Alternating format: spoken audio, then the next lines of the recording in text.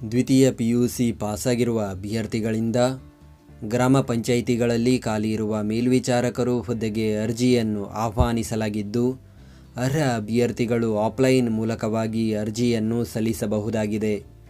ಹುದ್ದೆಗಳ ಬಗ್ಗೆ ಸಂಪೂರ್ಣ ಮಾಹಿತಿಗಾಗಿ ವಿಡಿಯೋನು ಪೂರ್ತಿ ವೀಕ್ಷಿಸಿ. ಶಿವಮೊಗ್ಗ ಜಿಲ್ಲೆಯ ಗ್ರಾಮ ಪಂಚಾಯಿತಿಗಳಲ್ಲಿ ನೇಮಕಾತಿ, ವಯೋಮಿತಿ, ಅರ್ಜಿ ಸಲ್ಲಿಸಲು ನಿಗದಿಪಡಿಸಿದ ಕೊನೆಯ ದಿನಾಂಕಕ್ಕೆ ಅಭ್ಯರ್ಥಿಗಳು ಕನಿಷ್ಠ 18 ವರ್ಷ ಪೂರೈಸಿರಬೇಕು ಹಾಗೂ ಸಾಮಾನ್ಯ ವರ್ಗದ ಅಭ್ಯರ್ಥಿಗಳಿಗೆ ಗರಿಷ್ಠ 35 ವರ್ಷ, 2A 2B 3A 3B ವರ್ಗದ ಅಭ್ಯರ್ಥಿಗಳಿಗೆ ಗರಿಷ್ಠ 38 ವರ್ಷ, ಪರಿಶಿಷ್ಟ ಜಾತಿ ಪರಿಶಿಷ್ಟ ಪಂಗಡ ಪ್ರವರ್ಗ 1ರ ಅಭ್ಯರ್ಥಿಗಳಿಗೆ ಗರಿಷ್ಠ 40 ವರ್ಷ ವಯೋಮಿತಿ ನಿಗದಿಪಡಿಸಲಾಗಿದೆ. ವೇತನ: ಹುದ್ದೆಗಳಿಗೆ ಆಯ್ಕೆಯಾದ ಅಭ್ಯರ್ಥಿಗಳಿಗೆ ಮಾಸಿಕ ರೂಪಾಯಿ 19,201ರಂತೆ ವೇತನ ನೀಡಲಾಗುತ್ತದೆ. ಆಯ್ಕೆ ವಿಧಾನ: ಶೈಕ್ಷಣಿಕ ಅರ್ಹತೆಯಲ್ಲಿನ ಮೆರಿಟ್ ಮತ್ತು ರೋಸ್ಟರ್ ಮೀಸಲಾತಿಯ ಆಧಾರದ ಮೇಲೆ ಅಭ್ಯರ್ಥಿಗಳನ್ನು ಆಯ್ಕೆ ಮಾಡಲಾಗುವುದು.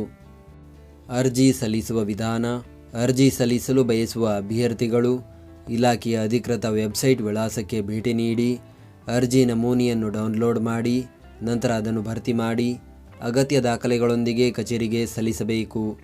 ಅರ್ಜಿ ನಮೂನೆಯ ಲಿಂಕನ್ನು ಈ ವಿಡಿಯೋದ ಡಿಸ್ಕ್ರಿಪ್ಷನ್ನಲ್ಲಿ ನೀಡಲಾಗಿದೆ.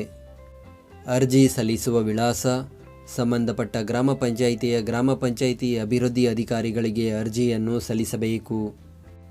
ಅರ್ಜಿ ಶುಲ್ಕ: ಯಾವುದೇ ಅರ್ಜಿ ಶುಲ್ಕ ಇರುವುದಿಲ್ಲ. ಈ ನೇಮಕಾತಿಯ ಕುರಿತಂತೆ ಹೆಚ್ಚಿನ ಮಾಹಿತಿಗಾಗಿ ಗೂಗಲ್ನಲ್ಲಿ ಕರ್ನಾಟಕ ಜಾಬ್ ಇನ್ಫೋ ಅಂತ ಸರ್ಚ್ ಮಾಡಿ ಮೊದಲನೇ ವೆಬ್ಸೈಟ್ ಮೇಲೆ ಕ್ಲಿಕ್ ಮಾಡಿ ನಂತರ ಸ್ಕ್ರೋಲ್ ಮಾಡಿ ಈ ನೇಮಕಾತಿಯ ಮಾಹಿತಿಯ ಜೊತೆಗೆ ಇತರೆ ನೇಮಕಾತಿಗಳ ಮಾಹಿತಿಯನ್ನು ಕೂಡ ಪಡೆಯಬಹುದು. ಹುದ್ದೆಯ ಹೆಸರು: ಗ್ರಾಮ ಪಂಚಾಯಿತಿ ಗ್ರಂಥಾಲಯ ಮತ್ತು ಮಾಹಿತಿ ಕೇಂದ್ರಗಳ ಮೇಲ್ವಿಚಾರಕರು. ಹುದ್ದೆಗಳ ಸಂಖ್ಯೆ: ಒಟ್ಟು 14 ಹುದ್ದೆಗಳ ಭರ್ತಿಗೆ ಅರ್ಜಿಯನ್ನು ಕರೆಯಲಾಗಿದೆ.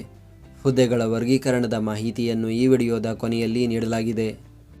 ಉದ್ಯೋಗ ಸ್ಥಳ: ಹುದ್ದೆಗಳಿಗೆ ಆಯ್ಕೆಯಾದ ಅಭ್ಯರ್ಥಿಗಳು ಶಿವಮೊಗ್ಗ ಜಿಲ್ಲೆಯ ಗ್ರಾಮ ಪಂಚಾಯಿತಿಗಳಲ್ಲಿ ಕೆಲಸ ನಿರ್ವಹಿಸಬೇಕು. ವಿದ್ಯಾರ್ಹತೆ: ದ್ವಿತೀಯ PUC ಪರೀಕ್ಷೆಯಲ್ಲಿ ಉತ್ತೀರ್ಣರಾಗಿರಬೇಕು. Certification course in library science ಪ್ರಮಾಣಪತ್ರ ಪಡೆದಿರತಕ್ಕದ್ದು ಹಾಗೂ ಕನಿಷ್ಠ 3 ತಿಂಗಳ ಕಂಪ್ಯೂಟರ್ ಕೋರ್ಸ್ನಲ್ಲಿ ಉತ್ತೀರ್ಣರಾಗಿರಬೇಕು. ಅರ್ಜಿ ಸಲ್ಲಿಸುವ ದಿನಾಂಕ: ಅರ್ಜಿಯನ್ನು ಸಲ್ಲಿಸಲು ಪ್ರಾರಂಭದ ದಿನಾಂಕ 19 ಜೂನ್ 2026. ಅರ್ಜಿಯನ್ನು ಸಲ್ಲಿಸಲು ಕೊನೆಯ ದಿನಾಂಕ 8 ಜುಲೈ 2026. ಇತರೆ ಮಾಹಿತಿ: ಈ ಹುದ್ದೆಗೆ ಅರ್ಜಿ ಸಲ್ಲಿಸುವ ಅಭ್ಯರ್ಥಿಗಳು ಸಂಬಂಧಪಟ್ಟ ಗ್ರಾಮ ಪಂಚಾಯಿತಿ ವ್ಯಾಪ್ತಿಯ ನಿವಾಸಿಯಾಗಿರತಕ್ಕದ್ದು. ಸಂಬಂಧಪಟ್ಟ ಗ್ರಾಮ ಪಂಚಾಯಿತಿ ವ್ಯಾಪ್ತಿಯ ನಿವಾಸಿ ಲಭ್ಯತೆ ಇಲ್ಲದೇ ಇದ್ದಲ್ಲಿ ಆಯಾ ತಾಲೂಕು ವ್ಯಾಪ್ತಿಯಲ್ಲಿನ ಹತ್ತಿರದ ಗ್ರಾಮ ಪಂಚಾಯಿತಿಯ ಅಭ್ಯರ್ಥಿಗಳನ್ನು ಆಯ್ಕೆಗೆ ಪರಿಗಣಿಸಲಾಗುವುದು. ಶಿವಮೊಗ್ಗ ಜಿಲ್ಲೆಯ ಗ್ರಾಮ ಪಂಚಾಯಿತಿಗಳಲ್ಲಿ ಖಾಲಿ ಇರುವ ಹುದ್ದೆಗಳ ವಿವರ. ನಾವು ನೀಡಿದ ಈ ಉದ್ಯೋಗ ಮಾಹಿತಿ ನಿಮಗೆ ಇಷ್ಟವಾಗಿದ್ದರೆ ನಮ್ಮ ವಿಡಿಯೋಗೊಂದು ಲೈಕ್ ನೀಡಿ ಹಾಗೂ ಈ ವಿಡಿಯೋವನ್ನು ನಿಮ್ಮ ಸ್ನೇಹಿತರಿಗೆ ಶೇರ್ ಮಾಡಿ.